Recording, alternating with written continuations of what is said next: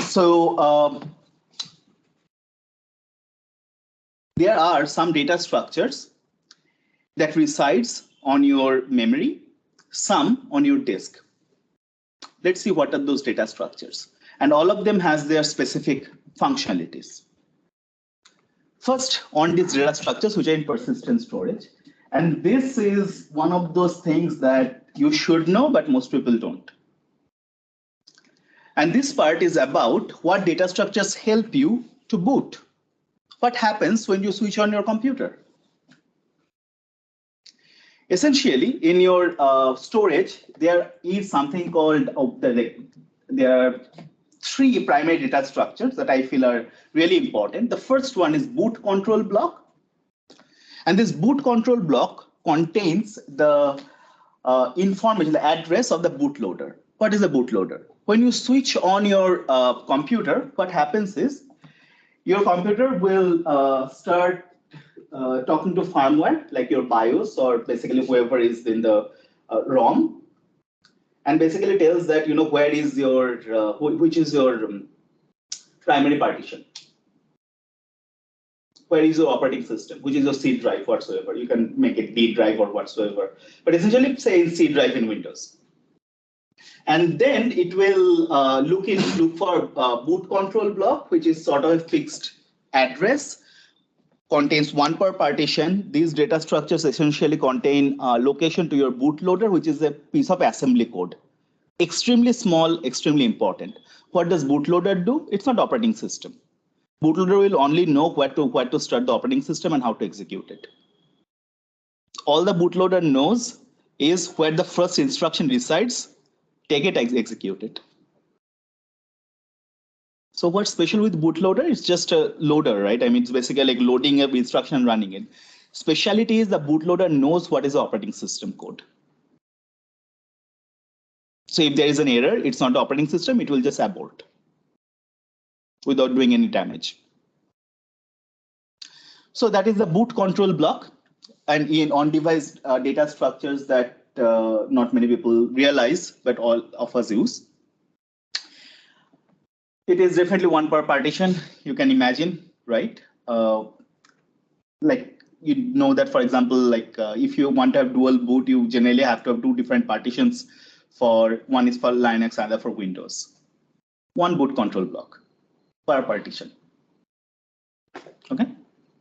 So if you have like 4 or 5 partitions and an OS in one, so initially it will check in each partition and check in which the OS resides, and rest will like just say we don't have the OS, right? There is more efficient way. So in BIOS, if you go to the BIOS, like which will given to you by your computer manufacturer from your processor designer, it will store in ROM, like which is your device, at least the device ID, like where to boot from your hard drive, from your CD-ROM, because don't forget that you can also have CD-ROM. So I just going in depth on for your answer. You can also have CD-ROM and thumb drive and so on. So yes, it will start scanning, but where it will start scanning, that will be in ROM, which device. Once it starts scanning, then it will go for each partition and see whether there is bootloading sector, and then it will have the option. Have you seen that option, like Windows, do you want to boot Windows or Linux, a Linux version, this and that? That's your bootloader talking to you. Similar to what we do when we like go on a thumb drive and install an OS in it. Yeah, pretty much. It actually creates a bootloader sector, nothing fancy at all. Okay. And this is important because I actually saw that people just don't realize it, that how systematically it works. So bootloader, boot control block. The second data structure is volume control block.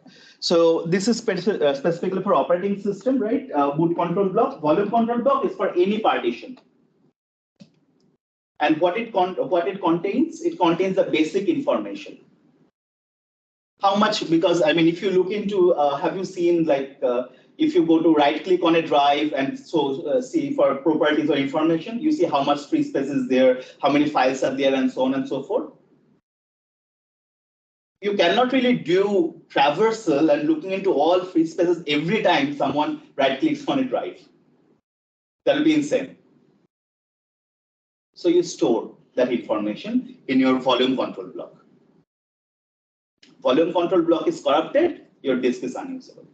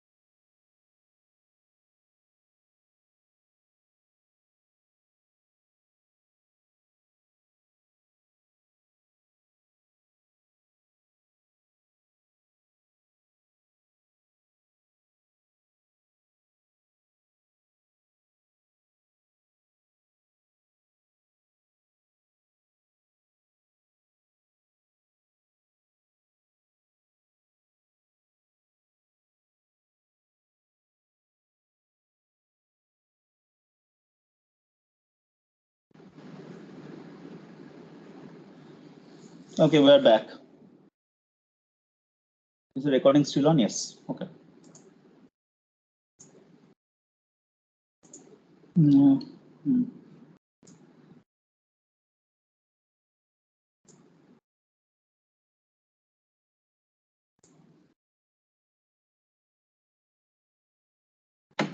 Okay. So I guess the slides are visible and I'm audible and the recording is going on, right? Please confirm for the people who are online. Yes, sir. Okay. So directory structure is the third data structure that is on your device, and it contains names and the positions of files on the storage blocks. Now, what is the when I told that file name and the inode number or file control block location? What is file control block? File control block is the information of file. Simply speaking, it's basically a location of where the file data is, block address plus the metadata. Why metadata?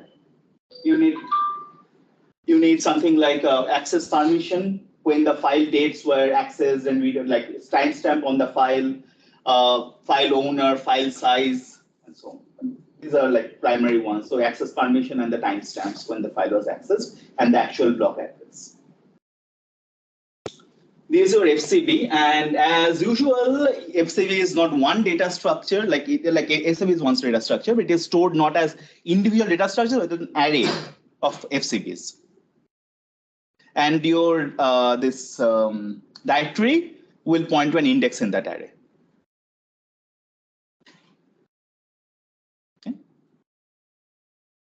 So this array that I just talked about, it's a very Unix Linux type abstraction. You have array, you have pointer, you pointer manipulate, you go to the next FCB and so on. In Windows, they are fancy, so they use a master file table again, where you can query, give me, I have this file name, give me the FCB location. You can query, you can write a small statement that the master file of the data structure will give you an answer. So any questions so far on these data structures?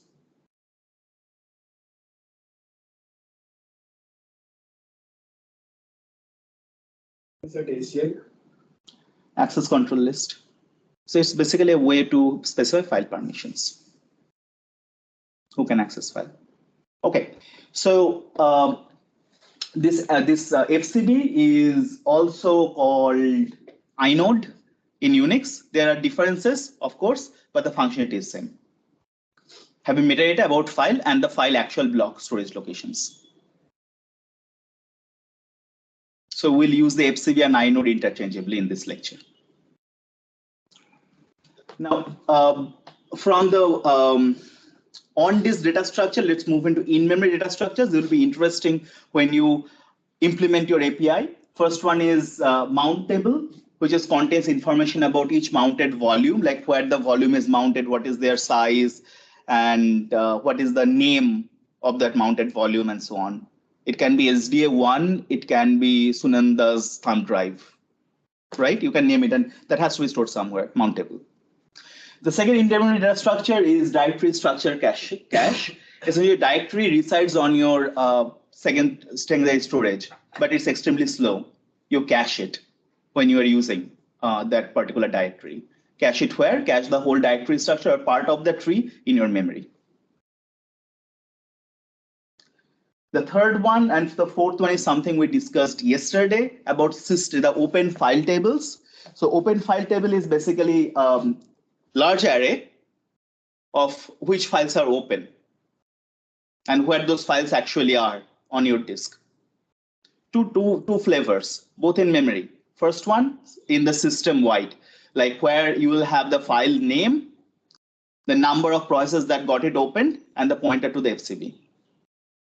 And you have a per process, which is some bookkeeping information about how that process is using that file, plus a pointer, a link to the system wide open file table, because system wide open file table contains the actual address to the disk blocks.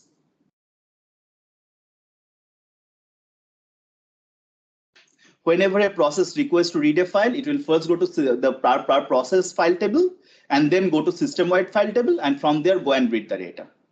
2 levels. The file descriptor that you get when you write open or fopen or whatsoever, like open calls, is a per process file descriptor. An index in that per process table. From there, you will go to the system-wide. From there, you can read the block. Understand this because that will be used in the next 4 slides, essentially. Every single call will use the same architecture. The last one is IO memory buffers. That is like input-output memory buffers, which is it holds the file system blocks while they're reading and writing in memory. It's not something we'll talk a lot about, but something that you should know because that is how things are read and write, like an array abstraction. Now with this data structure, like this system-wide purpose open file table and directory structure cache, let's see that how can we implement these 4 function calls: create, open, read, and close. First, create. So the mechanism for create is for creating a file. So what would happen? Essentially, you need to create a directory entry, you need to create an FCB. You need to take free space, attach as a FCB to it, put into directory. How? So application calls the logical file system. I want to create a file. The logical file system allocates a new FCB or inode. It can you can create the FCB from a free memory, or in some operating system they will actually already create some like dummy FCBs and allocate from that pool.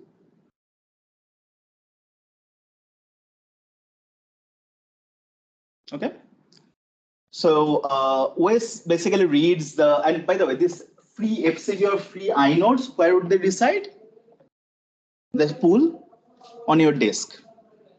So some file systems take ext4 razor-fs, they already create the FCBs, put it there and mark them as free or not.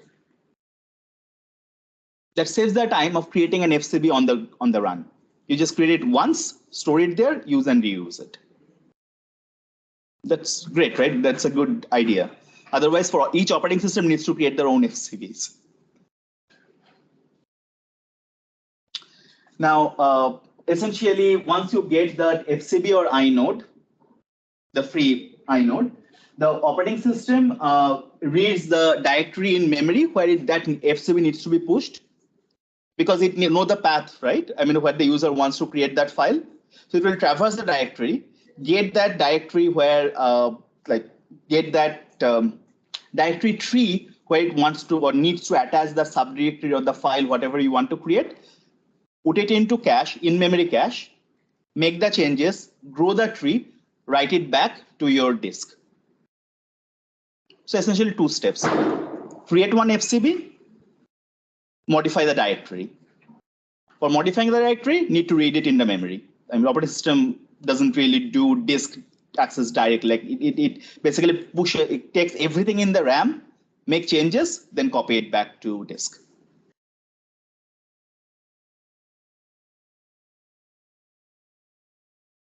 Any question on create?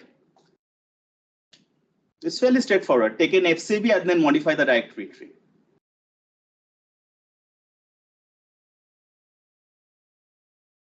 Once you create the file, you have to open the file in your program, in your process. How will it work? So open file, essentially, you will just give the file name, either relative or absolute, whatsoever, but it will essentially a file name. The process will pass that file name to logical file system. And the logical file system, essentially, when it tries to open, it basically, now that process does not have access to the file yet, correct? So a logical file system for open call directly goes to the system-wide file table and check if that file is already opened by someone else. Because if it is already opened by someone else, that means there is already an entry in the operating system already. If not, it needs to create an entry, if else. So if there is already an entry, then it basically returns the logical logical file system will just find the index and do further processing, index in the system-wide file table. If not opened by any other process, you are the first process which is opening it, then it searches the directory structure, and then FCB is like copy the FCB in memory and add that FCB to the system-wide open file, FCB data to the system-wide open file. This is also straightforward essentially. Every time, like in each of the calls, it will just check whether the file is already in memory. If yes, it doesn't go to the disk. If not, it will first look into the directory, traverse the directory, get the file, bring the file or the directory to your memory, and then do the rest.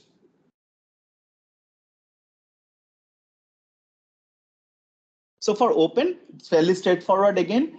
The open takes in a file path. It checks whether that file path is already in the system-wide, the global open file table. If yes, it returns the pointer to the system-wide open file table. If no, it creates an entry in that open file table. For creating the entry, it needs to go to the hard drive, traverse the directory, get that file. If that file does not exist, traversing will fail and it will abort. Yes. So if I have a file which is basically a hard link and I do an open, does it create a new entry in the system-wide table or? So the hard link is already pointing to, like whenever you are creating a hard link, it already creates an FCB that points to the same blocks. So yes, it should create a new entry because it will be, I think we discussed this, like it will be inseparable from a file, like another file, just a link to the file. Soft link, no, because it will just traverse it. It says like it's a soft link. So it will go to the actual file, and then after resolving, it will try to bring it back to the system-wide open file table if it's not there. So for soft link, it first always resolves. It knows it's a soft link. Funny thing, in Linux, soft link does not have a permission.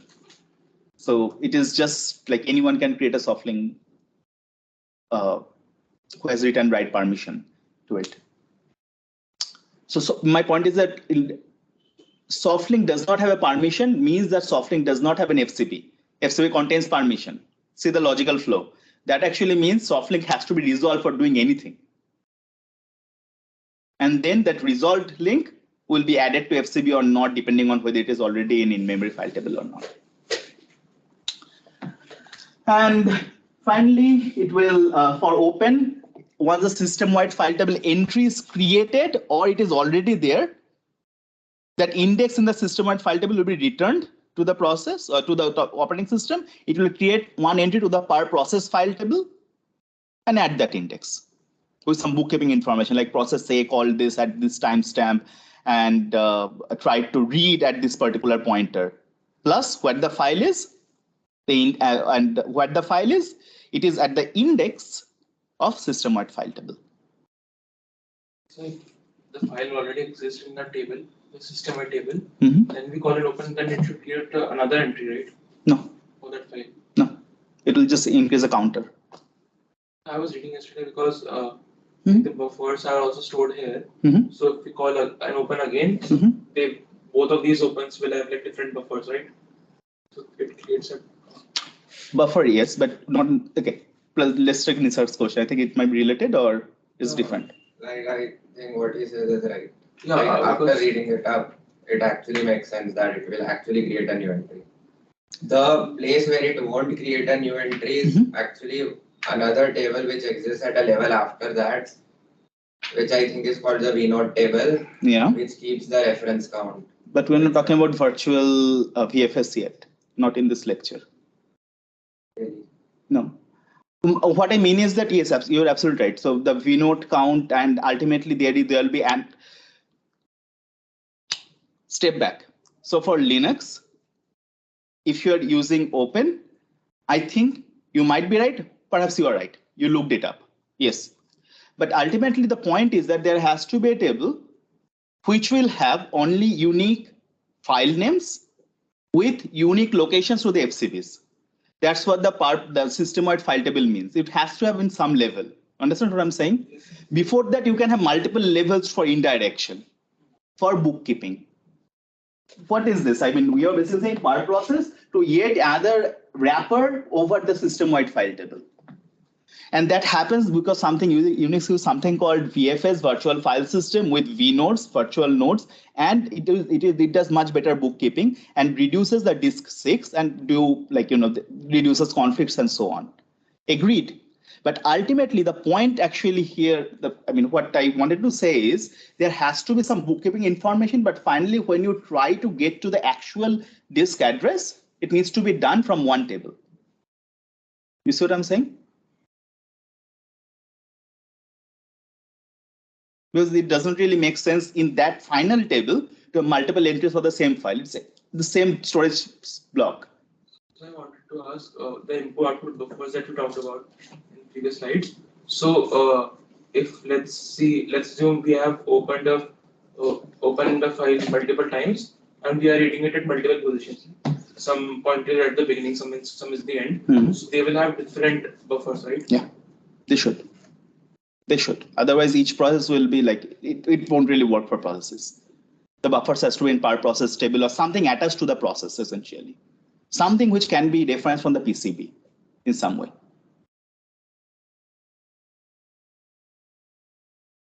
Any more questions? That was a good discussion. For now, for simplicity in this course, assume that per process and then system file table. You guys who know there are more tables for bookkeeping, sure, absolutely. That's great that you brought it up. But ultimately, the abstraction, the basic abstraction is this, and then you can add more and more bookkeeping information, even extra tables to do some stuff better, some tasks better. Does it make sense? Okay. So after open, you need to read. But you actually have everything that you need to read the file. After you opened, it exactly knows that after everything is resolved, right? I mean, all the pointers are resolved from the process. You know in the system-wide open file table where the file actually resides. So using that system-wide open file table's FCB cache, you read and write the block. Nothing fancy. The process will talk to the per process file table. It will go to a system-wide open file table that contains the FCB. FCB has where the blocks are stored.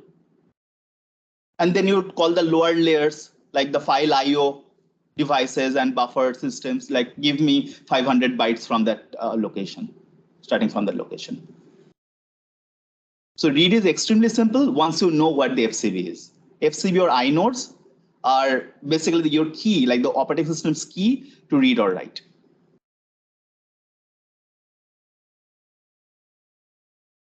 Okay. And finally, the write will happen in the same way. We are not going to the write, of course, right? I mean, once you have the FCB, you can write. If you can read, you can also write. You means the operating system. Now the close is essentially it's extremely simple. You just remove the file table entries, okay? Just one crux. The process A wanted to close file F. So in the process file table, the file entry F will be removed. Agreed. Will it be removed from the system-wide, the final mapping of file name to FCBs? It should not, until and unless even one process doesn't want to use it. All the processes closed it, yes, remove it. Remove that entry from the system altogether. Otherwise, just remove it from the process that calls. So for that, you actually have an open file count in the system-wide open file table, telling that how many processes have it open. Again, operating system is not rocket science. It is not sacrosanct. It's all design decisions, and very smart people came up with the design decisions. But there are problems that might happen. Have you ever seen that sometimes at least it happened to be there for till Windows 7 a lot. in some cases, a file, basically the operating system, basically just like when you try to delete a file, it says like a file is in use. But you know that no one is using that file, Yes. ever. That's extremely, that used to be extremely annoying.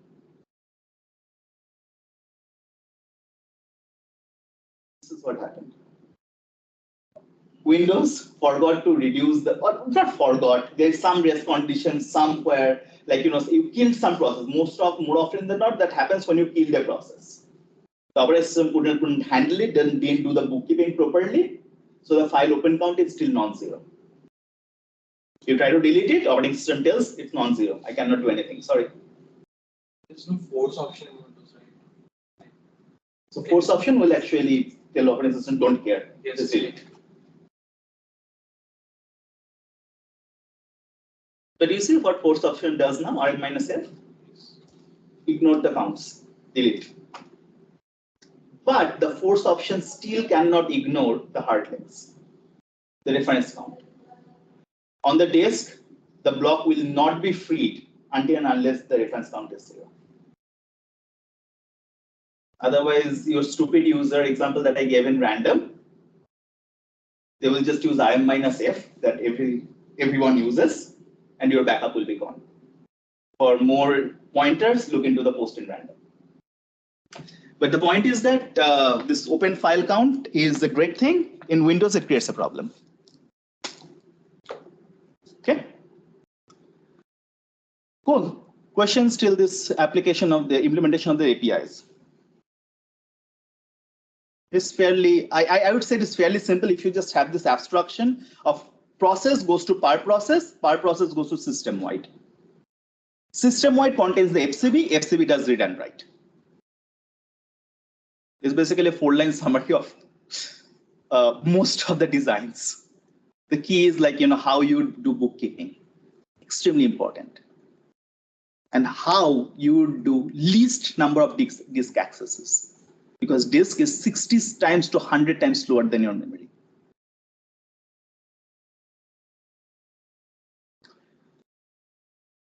So before we move on from the APIs, which is, I believe at this point is pretty simple mental model for you guys. Process, per process, system-wide, FCB, disk. I want to point out that this open, close, read and write for Linux now specifically, they're extremely powerful abstraction. Why? Because you don't really need to know anything. You can just say like, just open this particular path and it will open and give you a block, an array of data. Now let's make it more generalizable. What if I give you an address of a device? Because devices are also like, if I can give you an address of a device, like in some way, device means like your mouse, your keyboard, any peripheral that you connect. Linux is the exact same abstraction for all those devices. And for doing that, what Linux does, it actually sees, so what is a file to an operating system? Think about it.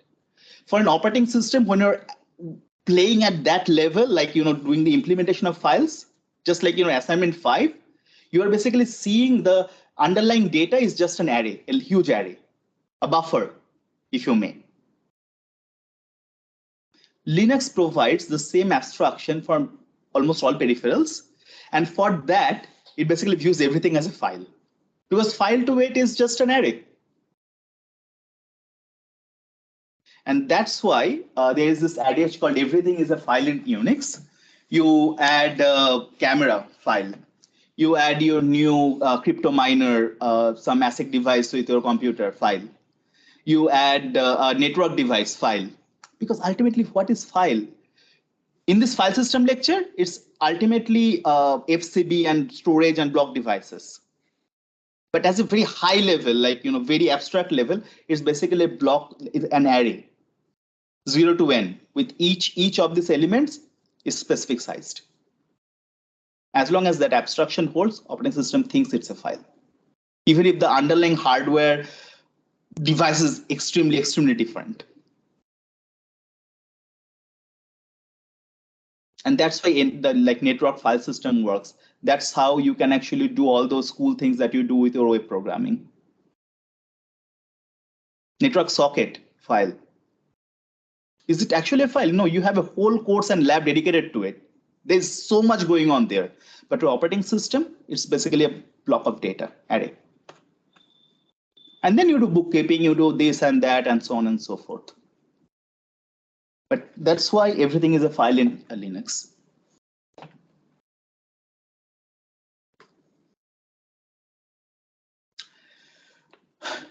Now, another note is basically caching. I think you guys already know this. You need to always cache because as I mentioned again and again, hard drive is slow and network is even slower if you look into the file abstraction. In fact, this is how it goes. RAM fastest, hard drive slow, network slowest. Simple, right? Thousands of paper, some Turing Award winners use the same concept. The key is how you put everything from lower layer, like the network, to disk, like from or do opportunistic many things. One way to improve the performance is cache. You read and write from a slower device. You read and write from a slower network, cache. Interestingly, in Linux, so I just wanted to point out that average file system cache hit is more than 85%. That is like a study people show in the data. So whatever you do, like in your assignments, we haven't really talked about cache that much because that actually requires different types of architecture, different problem statement. But whatever you do, you deploy a system, you create an embedded system, even in your thesis, anywhere, start caching. It might actually give you 1,000 times improvement. It gave for one of the design lab projects that someone is doing. 1,000 times just by caching.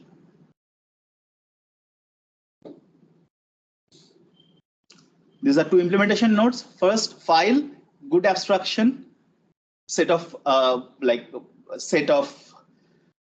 elements, and always cache. Where? In memory. File system hit, cache hit, 85%. Huge performance improvement. Question.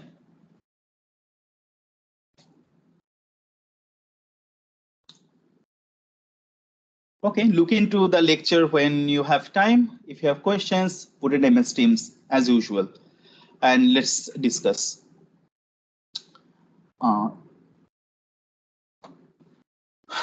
So last, just one note about implementing directory is actually simple. Implementing file calls is much more complicated. Implementing directory is simpler.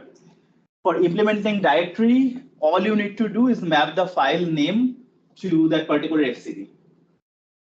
Right? There are already FCDs in your disk. In directory is just a mapping at the end of the day. I'm definitely talking about the implementation of the lowest level of directory, like directory to the leaves in the directory tree. You understand that, right? So how the mapping will work? One is basically linear mapping. You have the name, you basically put it to FCD. Problem, search, linear time. Doesn't work. You have millions. I'm pretty sure that average number of files in your operating system is 100,000 or more, 1 lakh or more. Linear search every time. No. The second one, and then you can actually do an improvement of that by using some B plus tree. But then again, you need to balance the tree every time. Some overhead, but at least faster lookup time. There is actually a better implementation, which is better implementation, meaning that linear list and keeping the linear list, which is very simple to implement, plus a hash table. What does the hash table do? And you don't really B plus T or anything. You just need to create the hash table. What would the hash table do? It will hash the name of each file to a location in the linear list. And you look up that linear list. Here the linear list is just an array. Hash table contains the index of that array against every file name. Problem?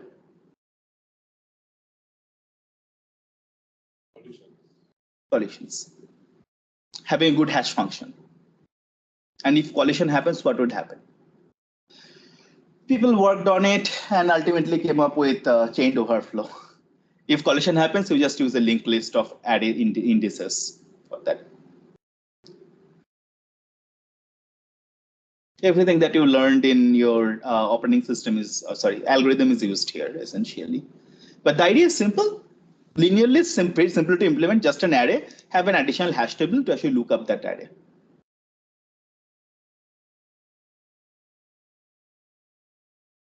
Okay, that's all for directory implementation. Because you already know what is a tree, and all you needed to know how to, in the last layer, how to actually map the directory entries or the actual names to the files, the FCBs. This is how you do it.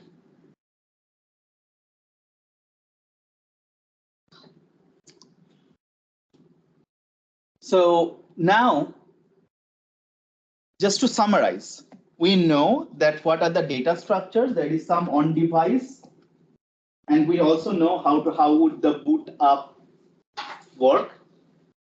We also looked into in-memory data structures which are used, part processor, system-wide file tables, and finally using those data structures, we know how to create a file, open a file, read a file, close a file. We talked about specific generalized implementation guidelines, use caching always. And file abstraction, best abstraction, used a lot in Linux. Directory implementation, extremely simple, use a linear list with hashing. You can use a B plus tree, but it's still expensive. Now with this, our implementation of particular file system calls will come to an end. However, remember, like when you try to actually create a file, it's not only about FCBs, right? You need to actually know that which free space should be allocated to that file, should be pointed out by the FCB.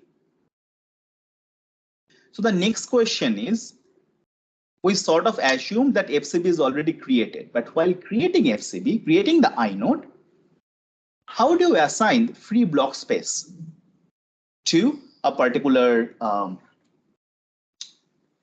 file, particular FCB? We'll talk about that next.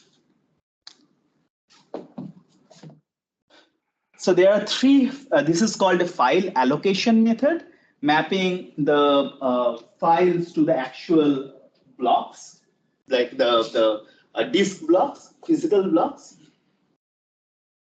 And there are three allocation methods that we will talk about. One is contiguous allocation, sequential allocation, linked allocation, which is also sequential, linked allocation, and indexed allocation.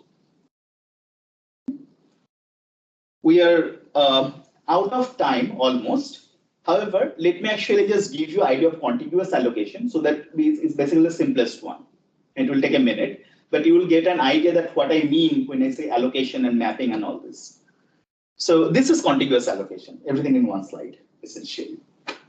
It basically is that you want a file, right? You want to create a file finally. So in the directory, you would basically have the file name, the start position, and the length. In the disk, you actually start with a free position, and contiguously, these are basically blocks, right? These is like a hard drive, and these are blocks like 0, 1, 2, 3, 4, 5. These are block numbers. So say for file count, which is linked to, it requires 2 disk blocks. You'll start with the free position, assign 2 blocks, then move. And in the directory entry, you just wrote count. It starts at 0, goes by 2 blocks. And the example, mail. So your algorithm will scan through all these things and see like mail actually need like 6 blocks. So it will actually find that from position 19, 6 blocks are free. So your allocation method would go to block 19, sorry, not 16, 19, and then go to go 6 blocks. Good part, in your directory, all you need to know is first location and then the offset and then the length. It's pointer plus plus, pointer plus 1, pointer plus 2, pointer plus 3. That's your contiguous allocation. Problems? I can't grow a file. Great. Anything else? Speak up.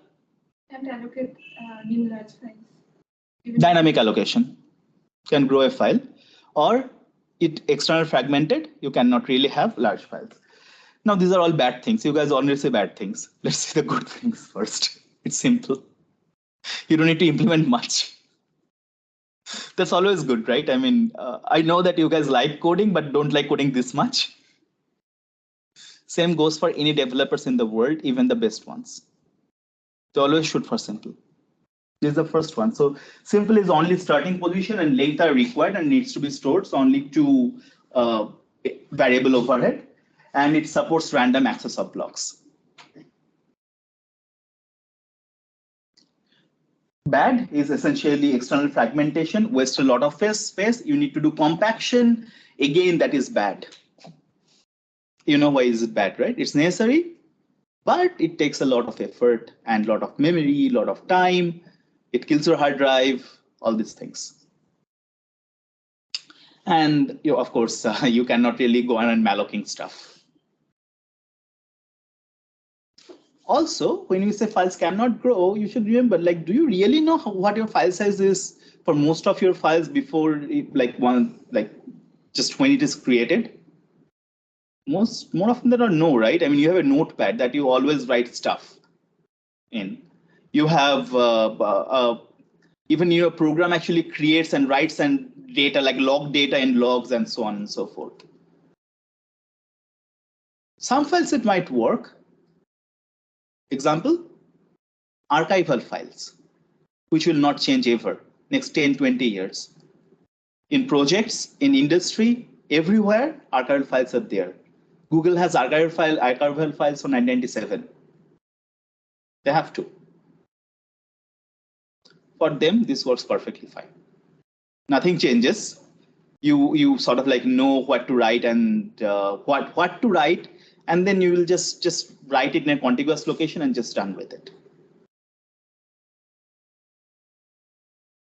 Think about read-only file system. Solution of that, and there is a reason that I'm going to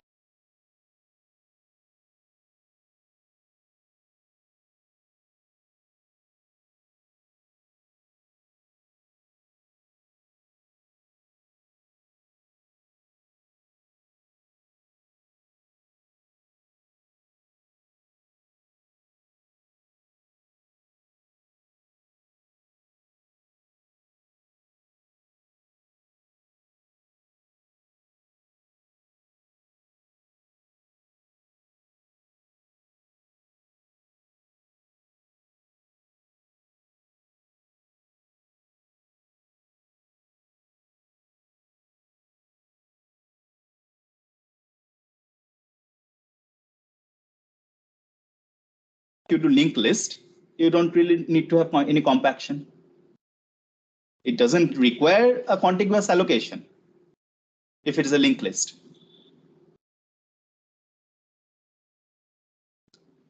Exactly what the link allocation is. Simple. You start with a block. In the directory, you will just say that I start with block 9, I'll end with block 25. And from 9, you have a pointer, go to the next block. From there, you go to the next block. From there, you go to the next block. The cost, need to store a pointer. Some disk space is wasted. It's simple. It's absolutely simple. Array cannot be changed. Linked list can be modified a lot. Pointer manipulation. Go for linked list. Okay. But over time, we will actually continue talking more about allocation methods and free space management in the next class. Questions?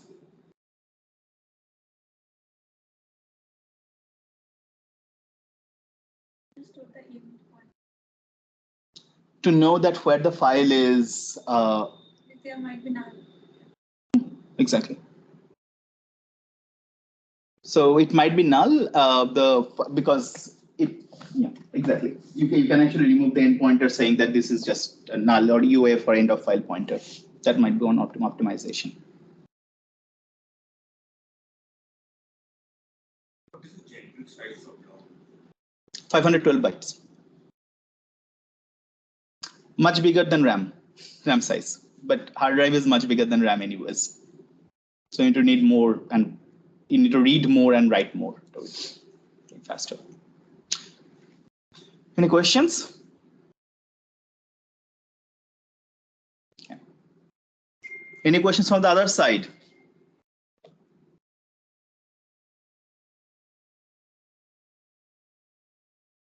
If not, let's end the lecture here. So I have a small logistical discussion to do. So we would need 2 more classes to actually properly finish this. And I'm just planning over this weekend to take an extra class to compensate for the Holi that day, because we lost 1 class there. You don't need to be here, of course. I'll record it online as usual. But what day would be better for you? Will anytime on Sunday work by any chance? Again, not all of you, in fact, none of you might want to be here. It's fine. I won't mind. I'll record it anyways and put it. And if none of you are actually coming, then I'll just record it from like the usual online mode. You need 2 more classes. Don't you have 3 classes next week? We do, but there are some other things and some doubt clearing sessions that we really want to do, just to make sure that, to help you as much as we can.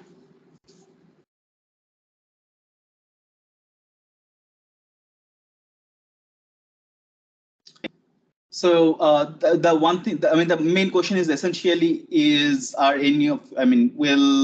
what might be a good day for an extra class? Just having a shot at having some sort of hybrid mode even for that. If none of the days work, we'll go for online. So either way works. I'm just stopping the recording, but people on MS Teams, please do speak up.